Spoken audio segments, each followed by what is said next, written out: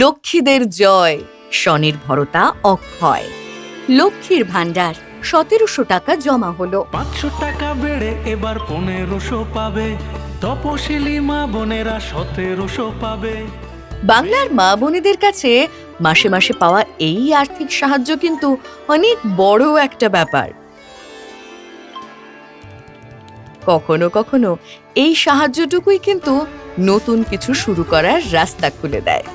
লক্ষ্মীর ভান্ডার থেকে পাওয়া ১৭০০ টাকা দিয়ে তিনি নিজেই এখন ছোট করে বড়ি তৈরির ব্যবসা শুরু করেছেন। এটা আর ৫টা সরকারি সাহায্যের মতো শুধু হাতে টাকা পাওয়া নয়, এটা হলো নিজের ওপর ভরসা, নিজের পায়ে দাঁড়ানো।